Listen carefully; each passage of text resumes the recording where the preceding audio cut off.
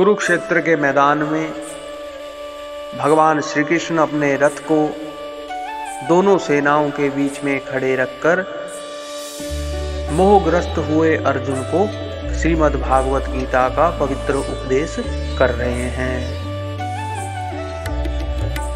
भगवान श्री कृष्ण ने कर्म योग के आचरण द्वारा अनामय पद की प्राप्ति बतलाई। इस पर अर्जुन को यह जिज्ञासा हो सकती है कि अनामय परम पद की प्राप्ति मुझे कब और कैसे होगी।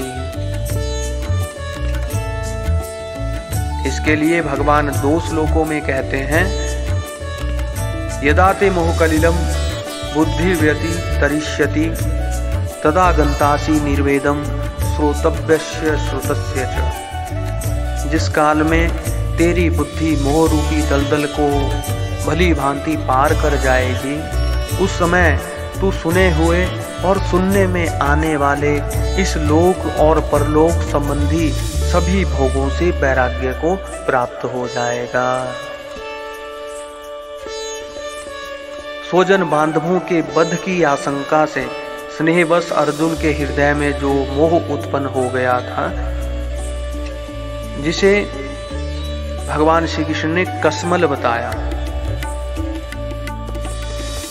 श्रीमद् भागवत गीता के 2 अध्याय के 2 श्लोक में कसमल बताया गया है। यहाँ मोह कलिल से उसी का लक्ष्य है और इसी मोह कलिल के कारण अर्जुन धर्म सम्मूढ़ चेता होकर अपने कर्तव्य निश्चय करने में असमर्थ हो गए हैं। यह मोह कलिल एक प्रकार का आवरण युक्त मल दोष है, जो बुद्धि को निश्चय भूमि तक ना पहुंचने देकर अपने में ही फंसाए रखता है। सत्संग से उत्पन्न विवेक द्वारा नित्य अनित्य और कर्तव्य अकर्तव्य का निश्चय करके ममता आसक्ति और कामना के त्याग पूर्वक भगवत परायण होकर निष्काम भाव से कर्म करते रहने से इस आवरण युक्त मल दोष का जो सर्वथा नाश हो जाता है, यही बुद्धि का मोह रूपी कलिल को पार कर जाना है।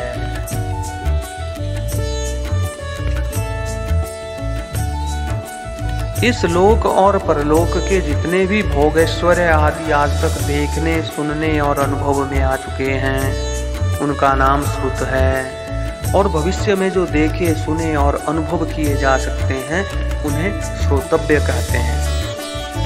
उन सबको दुख के हेतु और अनित्य समझकर उनमें जो आसक्ति का सर्वथा अभाव हो जाना है, यही उनसे वैराग्य को प्राप्त होना है।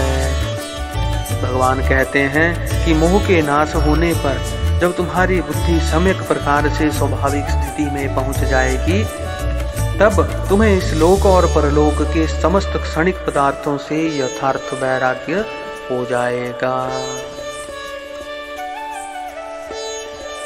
अपनी इस आज की यात्रा को हम यही विराम देते हैं।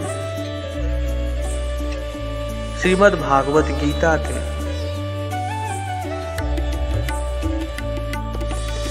इसी प्लेलिस्ट में हम 80 से ज़्यादा वीडियोस YouTube पे डाल चुके हैं। आप उनसे लाभान्वित होइए। अगर आपके कुछ विचार हैं तो आप कमेंट के माध्यम से हम तक पहुंचा सकते हैं। और हमारा उद्देश्य जनमानस को अपने शास्त्रों पुराणों के स्वाध्याय के पठन की ओर प्रेरित करना है। जय श्री कृष्ण।